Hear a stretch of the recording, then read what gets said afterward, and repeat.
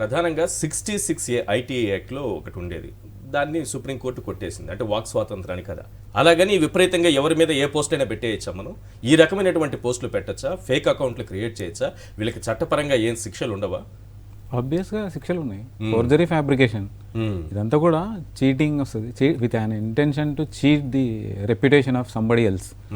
అలా మాన ప్రాణాలకు భంగం కలిగే విధంగా పోస్టులు తయారు చేయడం, పెట్టడం ఐటీ యాక్ట్ కింద అది 66A స్ట్రైక్ ఆఫ్ అయి ఉండొచ్చు. కానీ ఈ సెక్షన్స్ మాత్రం ఎవరు చెప్పలేదు కదా. డిఫమేషన్ 500 CRPC, IPC వీటన్నిటి కింద ఖచ్చితంగా క్రిమినల్ కేసు పెట్టుకోవచ్చు. 468 10 years ఇంప్రిజన్మెంట్ ఉంది. ఎవరు ఎక్సర్సైజ్ చేయనప్పుడు పోలీస్ మాత్రం కూడా ఏం చేయలేదు. అంటే ఒక పార్టీకి అంటగట్టినప్పుడు డెఫినెట్గా ఆ పార్టీ ఖచ్చితంగా కంప్లైంట్ చేసుకోవచ్చు. కంప్లైంట్ చేసి పూర్తి స్థాయిలో ఛానల్స్ని కూడా అసలు ఈ యుద్ధంలో నేను గతంలో కూడా మీతో మాట్లాడినప్పుడు చెప్పిన, నేను ప్రెస్ కౌన్సిల్కి ఎందుకు కంప్లైంట్ చేయరు? ఒకసారి ప్రెస్ కౌన్సిల్ కంప్లైంట్ చేస్తే ప్రెస్ కౌన్సిల్ యాక్షన్ తీసుకోవడం అనేది ప్రారంభం అవుతుంది. సోషల్ మీడియాను అడ్డం పెట్టుకొని మెయిన్ స్ట్రీమ్ మీడియా ఆడుతున్న నాటకం. అంటే బర్బాద్ అయిపోయేది సోషల్ మీడియా, బర్బాద్ అవుతుంది. చెడ్డ పేరు సంపాదించుకుంటున్నది సోషల్ మీడియా. కానీ దాంట్లో పెట్రోల్కి గాలికి పెట్రోల్ కలిసినట్టుగా వాళ్ళు వాడుకుంటున్నారు. దీన్ని వాడుకోకుండా అసలు రిస్ట్రైన్ చేయాలి. కోర్టుకు పోవచ్చు, ఇంజంక్షన్ ఆర్డర్స్ తీసుకోవచ్చు. 468, 467, 471, 474 ఇవన్నీ కూడా షోయింగ్ యాజ్ జెన్యూన్. కోర్టు ముందు కానీ ఎవరి ముందు కానీ తప్పుడు ఇన్ఫర్మేషన్ను జెన్యూన్గా క్రియేట్ చేయాలనుకున్నప్పుడు, జెన్యూన్గా మాడిఫై చేసి చెప్పాలనుకున్నప్పుడు ఇవన్నీ 468 10 years ఇంప్రిజన్మెంట్ ఉంది. ఫోర్జరీ, ఫ్యాబ్రికేషన్, చీటింగ్ ఇవన్నీ కూడా అప్లికబుల్ అవుతాయి. ఒక వ్యక్తి రెప్యుటేషన్ను దెబ్బతీస్తున్నప్పుడు 500 CRPC వ్యక్తిగతంగా వేయచ్చు, పార్టీ నుంచి వేయచ్చు, ప్రతి కార్యకర్త వేయచ్చు, ప్రతి నియోజకవర్గంలో పెట్టిన పోస్టులు మీకు చూపించాను కూడా. 10 టీవీలో ఒక అమ్మాయితో అసభ్యకరంగా ప్రవర్తిస్తూ పట్టుబడ్డ వీడిన సాక్షి టీవీలో తీసుకొచ్చారని ఐటీడీపీ నుంచి ఒకటి. 50 లక్షలు లంచం తీసుకుంటూ పట్టుబడ్డ అవినీతి పరుణ మీరు యాంకర్ గా పెట్టుకుని నేను ఇది ప్రజలకు కూడా వినిపించలేను. అంటే ఎంత దారుణంగా ఉంటుంది వీళ్ళ దాడి అనేది.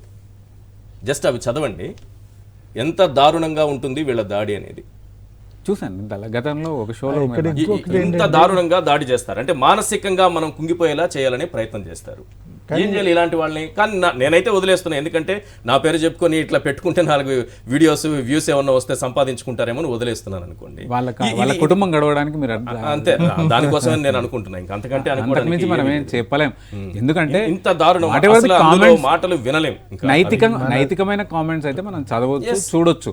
నైతికమైన కామెంట్స్ కొరకే, ఒక మంచి పరివర్తన కొరకు సోషల్ మీడియాను వాడుకోవాలి. కానీ సోషల్ మీడియాను నాశనం చేసే ఉద్దేశంతో మెయిన్ స్ట్రీమ్ మీడియా చెప్పేదే వినాలన్న కుయుక్తులు ఇందులో ఖచ్చితంగా కనిపిస్తున్నాయి. కాదు వాక్ స్వాతంత్రమో ఏదో స్వాతంత్రమో, అవి వాక్ స్వాతంత్రం వాక్ స్వాతంత్రము ఆర్టికల్ 19, 21 ఇవన్నీ ఏం చెప్తాయంటే వేరే వాళ్ళ స్వేచ్ఛను హరించనంత వరకు మాత్రమే నీకు రైట్. ఎప్పుడైతే అది హరించే ప్రయత్నం చేస్తుందో దట్ షుడ్ బి అఫెన్స్, ఖచ్చితంగా నేరం అది. రైట్. ఇక్కడ మనము మన ప్రతిస్పందన కూడా అనుకున్న కావాల్సిన స్థాయిలో మనం రెస్పాండ్ కావట్లేదు. ఇప్పుడు ఉదాహరణకు మీ మీద జరిగిన వ్యక్తిత్వ వాహనానికి సంబంధించిన ఇష్యూస్ని మీరు 3 అంశాలుగా చేసుకుని ఉండొచ్చు. ఒకటి, మీ ఏదైతే ఇన్స్టిట్యూషన్లో జాయిన్ అవుతున్నారో ఆ లీగల్ టీం, ప్రతి ఛానల్కి ఒక లాయర్ ఉంటారు, ఇన్హౌస్ లాయర్. ఆ వెళ్ళిపోయిన ఛానల్ కానీ వచ్చిన ఛానల్ కానీ దానికి ఆ ఛానల్ ఇమేజ్ కూడా లింక్ అవుతుంది. కాబట్టి it is their duty also responsibility to shield or protect the image of the person who is joining. So అది వాడుకొని ఉండొచ్చు ఒకటి. రెండోది, దాని గురించి పెద్దగా మనం సీరియస్ తీసుకుంటే రోజు ఇలాంటి పోస్టులు చూస్తూనే ఉంటాం. మీ గురించి కాదు, ఇప్పుడు ఇది పార్టీకి, ఒక చీఫ్ మినిస్టర్ కి, ఒక అత్యున్నతమైన కీలకమైన పదవుల్లో వస్తున్నా నేను. ఎందుకు నాకు పాయింట్ ఏంటంటే ఇక్కడ న్యాయ వ్యవస్థలో న్యాయమూర్తులను ఉద్దేశించి కొందరు కొంత ఏదో దుష్ప్రచారం వాళ్ళ గురించి కొంత గట్టిగా మాట్లాడడము, దూషించడమో చేశారు. అలాగే వాళ్ళ తీర్పులను కూడా కొంతమంది తప్పుపట్టారు. ఆ సందర్భంలో సిబిఐ ఎంక్వైరీకి న్యాయస్థానం చెప్పింది, అంటే న్యాయమూర్తుల్ని దూషించినందుకు. ఎస్, మంచిది, అది ఆ నిర్ణయాన్ని నేను తప్పు పట్టట్లేదు. న్యాయమూర్తుల్ని నేను అలా అనాలని నేను అనట్లేదు. అది తప్పే, ఎవరిని దూషించినా అది తప్పే కదా. మరి ముఖ్యమంత్రిని ఒకడు వచ్చి ఏదో పదాలు వాడకూడని పదాలన్నీ మాట్లాడుతుంటే వాడికి శిక్ష లేదు సార్, వాడిపైన సిబిఐ ఎంక్వైరీ నా గురించి ఇన్ని మాట్లాడారు కదా, నేను ఇప్పుడు కోర్టుకు వెళ్తే సిబిఐ ఎంక్వైరీ వేస్తారు వీళ్ళ మీద. కాదండి, మీ పబ్లిక్ ప్రాసిక్యూటర్స్ ఇక్కడ ఒక విషయం తెలుసుకోవాల్సింది ఏంటంటే, పర్టికులర్గా 2-3 ఇయర్స్ బ్యాక్ అంటే కరోనా టైంలో జరిగిన డైరెక్షన్లో అగ్రీవ్డ్ పార్టీ ఎవరైతే ఉన్నారో సిబిఐ ఎంక్వైరీ అడిగినారు. ఈవెన్ ఇంటర్పోల్ సహాయం తీసుకొని వాళ్ళని ఎందుకు పట్టుకురారు అని కూడా డిమాండ్ చేశారు. Aggrieved party cannot exercise the case. అక్కడ కూడా కోర్టులో కూడా ఎవరైతే ఫిర్యాదు చేసినారో పర్టికులర్గా వాళ్ళు విచారించకూడదు ఆ కేసు, వాళ్ళే విచారించడం.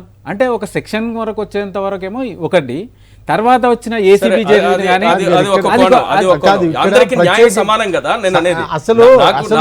Party cannot exercise. ఉన్నత పదవుల్లో ఉన్నవాడికైనా ఒకటే కదా.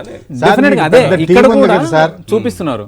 మీకు అడ్వకేట్ జనరల్ ఉన్నారు, అసిస్టెంట్ అడ్వకేట్ జనరల్ ఉన్నారు, ఆ టీమ్ లీగల్ కోర్స్ ని ఉపయోగించుకోకుండా అదే గవర్నమెంట్ మరి ముఖ్యమంత్రినే సైకో అంటే, నేను ముఖ్యమంత్రి ఇప్పుడు ఆయన అడిగిన క్వశ్చన్ ఏంటంటే డైరెక్ట్ గా ముఖ్యమంత్రిని సైకో అంటున్నప్పుడు అసలు వీళ్ళ నుంచి రెస్పాన్స్ ఏంటి? వీళ్ళు కూడా ఒక నిశ్చత్వ నిస్తేజం ఇది వచ్చేసింది. ఎందుకంటే కాదండి, ఇక్కడ అసలు ప్రాబ్లం ఏంటంటే దాదాపుగా ఇప్పుడు పెండింగ్ కేసులు 3 కోట్ల పైగా పెండింగ్ కేసులు ఉన్నాయండి. ఎగ్జిస్టింగ్ పెండింగ్ కేసులు క్లియర్ కావడానికి కొత్త యాడ్ అవ్వకుండా ఉంటే 30 సంవత్సరాలు 25 సంవత్సరాలు పడుతుంది అనేది ఒక అంచనా. సో ఎవరికి adding to your comment, actual గా advocate general, additional advocate general, ఆ టీమ్ లీగల్ టీమ్ ఏదైతే ఉందో పనికి మాలిన కేసుల్లో వాళ్ళు బిజీగా ఉన్నారు. ప్రతిదీ కేసు, కోర్టులు కూడా, హైకోర్టు కాదు సుప్రీంకోర్టు కూడా కామెంట్ చేసింది, ఇంత చెత్త కేసులను ఫైల్ చేస్తున్నది అని ఆగ్రహం వ్యక్తం చేశారు. అంటే వాళ్ళు అందులో తలమునకలు అయి ఉన్నప్పుడు ఇంకొక విషయం కూడా చూసినాం, అడిషనల్ అడ్వకేట్ జనరల్ మీద బార్ కౌన్సిల్కి ఎందుకు కంప్లైంట్ చేయకూడదు, గతంలో వచ్చిన కేసులో ఒక జడ్జి గారికి చేసిన కామెంట్, ఆ జడ్జి గారు అసలు ఆ కేసును ఎక్సర్సైజ్ చేయకూడదు. As a aggrieved party she cannot exercise the case. ఎవరికో వేరే బెంచ్కి బదిలీ చేయాలి, లేదు పక్క రాష్ట్ర హైకోర్టుకు బదిలీ చేయాలి. అలా కాకుండా నిజాలు చెప్పిన అడిషనల్ అడ్వకేట్ జనరల్ మీద ఆగ్రహం వ్యక్తం చేస్తూ నేనెందుకు నీ పేరును బార్ కౌన్సిల్కు రెఫర్ చేయకూడదు అని చెప్పిన సందర్భాలలో అప్పుడు పొగిడినాయి ఇవి. ఈ కెమెరాలన్నీ భుజాల మీద పెట్టుకుని వాళ్ళని ఎత్తినాయి. మరి ఇప్పుడు మళ్ళీ అదే టీము జడ్జీలను కామెంట్ చేయడం, హైకోర్టు జడ్జీలను ఇష్టం వచ్చినట్టు మాట్లాడడం, బెయిల్ ఇవ్వకుంటే తూలనాడడం, క్వాష్ పిటిషన్లు డిస్మిస్ చేస్తే తూలనాడడం. ఆ క్వాష్ పిటిషన్ను డిస్మిస్ చేస్తే ఇంతవరకు తెలియలేదు ఆ కేసు, చూసినాం మనం సుప్రీంకోర్టులో కూడా. అంటే క్లారిటీ ఎప్పుడైతే స్కోప్ ఉంటుందో అప్పుడు మాత్రమే కోర్టులు ఇంటర్ఫేర్ అవుతాయి, అప్లెట్ కోర్ట్స్. కింది కోర్టు కాదండి, న్యాయం ఒక విషయం చెప్పాలి, చట్టం న్యాయం అందరికి సమానమే కదా. ఒక మాట చాలు సార్, విని అన్న సంతోషిద్దాము. రాజ్యాంగేతర శక్తి ఒక ఆయన, రాజ్యాంగ అతీత శక్తి ఒక ఆయన, ఒకళ్ళు ఇద్దరు రెండుని, రాజ్యాంగ అతీత రాజ్యాంగేతర శక్తి వాళ్ళ ఇంట్లో ఫంక్షన్కి ఒక present existing supreme court chief justice ఇంట్లో జరిగిన ఫంక్షన్ల కంటే ఎక్కువ మంది జడ్జిలు వాళ్ళ ఫంక్షన్లకు వెళ్తారండి. అంటే ఒక సుప్రీంకోర్టు చీఫ్ జస్టిస్ ఇంట్లో ఫంక్షన్ కంటే కూడా అంత ఎప్పుడు రాలేదు, అంత 15 మంది జడ్జిలు వాళ్ళ ఇంట్లో ఫంక్షన్కి వెళ్ళారు. అసలు ఒక జడ్జి గారు ఒకళ్ళ ఇంట్లో ఫంక్షన్కి వెళ్ళాలంటే అవుట్ రిజిస్టర్లో రాయాలి వాళ్ళకి ఉన్న మాకు ఉన్న రిలేషన్షిప్ ఏంటికి, ఎందుకు వెళ్లాల్సి వస్తుంది, అదొక ప్రోటోకాల్ రిజిస్టర్. లేకపోతే ఎవరు మట్టితే వాళ్ళు జడ్జిని ఇన్ఫ్లుయెన్స్ చేసేసి నేను వెళ్ళి పెళ్లికి పిలిచి చేస్తే వచ్చేయకూడదు. నాకు ఆయనకున్నారు అంటే ఒక ఆ రాజ్యాంగేతర శక్తికి ఇంత మంచి జడ్జిలతో ఏ రిలేషన్షిప్ ఉంది ఒకళ్ళకి, ఇట్లాంటి చాలా అడగొచ్చండి. మన వ్యవస్థ ఎంత ఒకళ్ళ అందరు న్యాయం అందరికీ సమానం కాదు అని చెప్పడానికి నేను ఈ ఉదాహరణకి, అంటే ఇంట్లోకి ఎంటర్ కావడానికి వాళ్ళకి మాత్రమే హక్కు ఉంది.